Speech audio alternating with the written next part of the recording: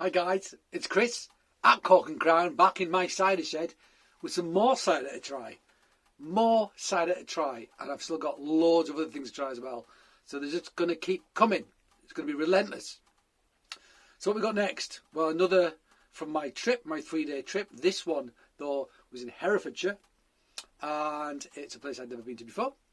But the couple who make the cider, I kind of knew of. You know, I've seen them sort of, their ciders around quite a lot, and I've never actually had any of their stuff, which is kind of crazy. And they are Tom and Lydia at Artistraw cider. There you go. And a very, very nice couple they are indeed.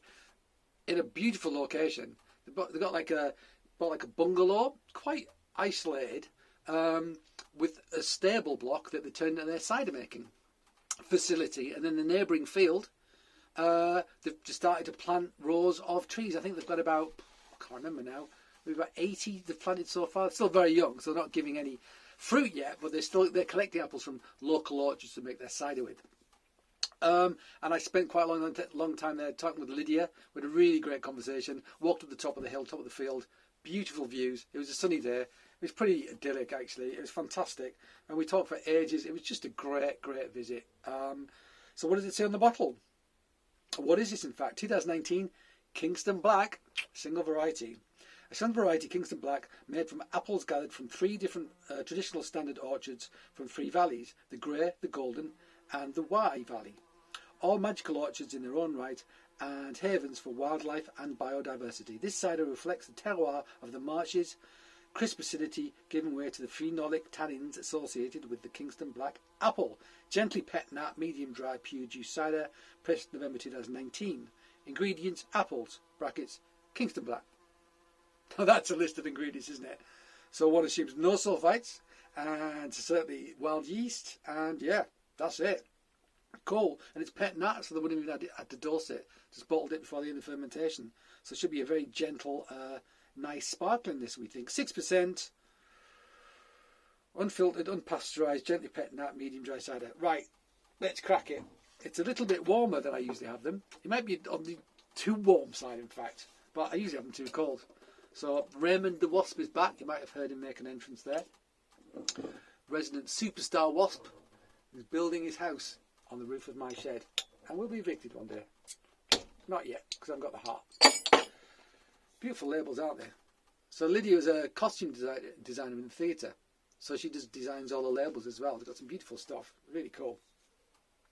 And Artistraw, apparently, possibly, we don't know for sure, but Artistraw could be the name. It's like the local dialect for a shrew.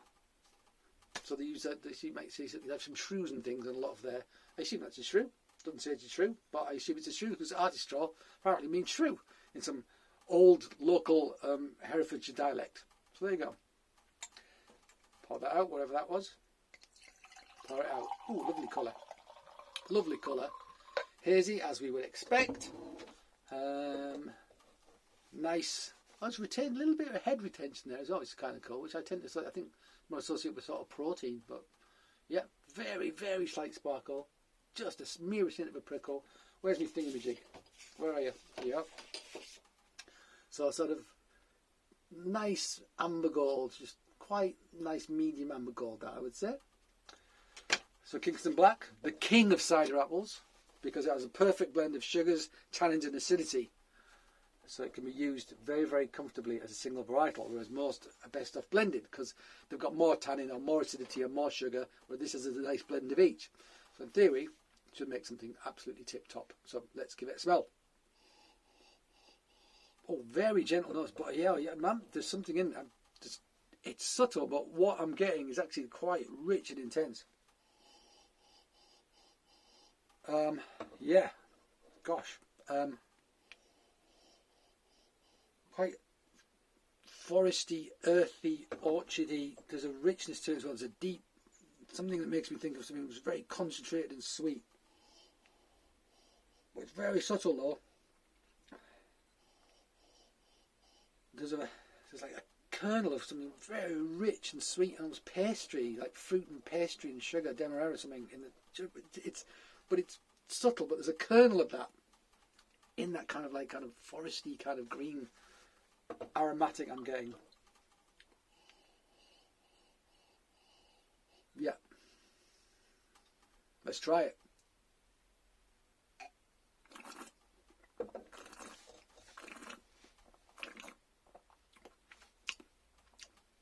So there's residual sweetness in this. So I think they must rack off rather than keeve to get it off the nutrients, get it off the sort of yeasts, rack it off so then there's not enough stuff in there for the fermentation to finish. It's an alternative to keeving basically. Tannins though, there are tannins and there is acidity, and there's like a real, it almost feels like apricot. It's like an intense sort of apple flavour that's bordering on apricot, in my opinion, which is no bad thing. I like apricot.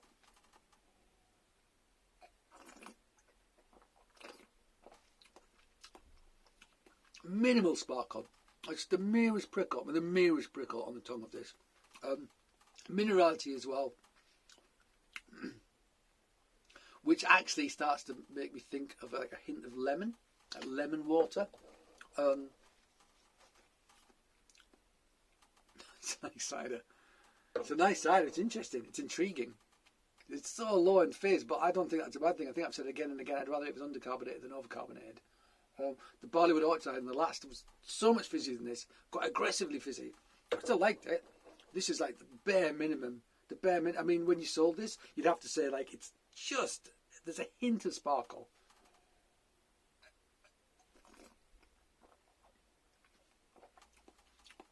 But it is there.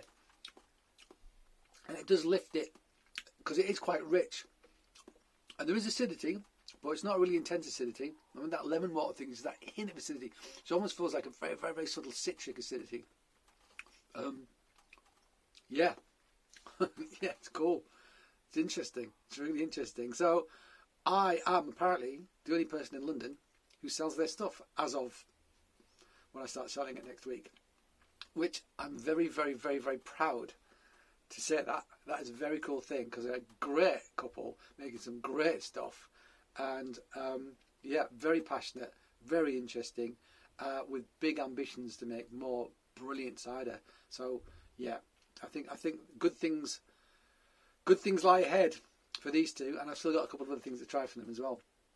But that's a really good and interesting start. Really interesting start. And I think of the Kingston Blacks I've had, the single varietals, this one is totally different to some of the others I've had, but it's up there. It feels like it does have balance. It's got, I mean, they've kept the sweetness, you know, they've kept the sugars there by racking.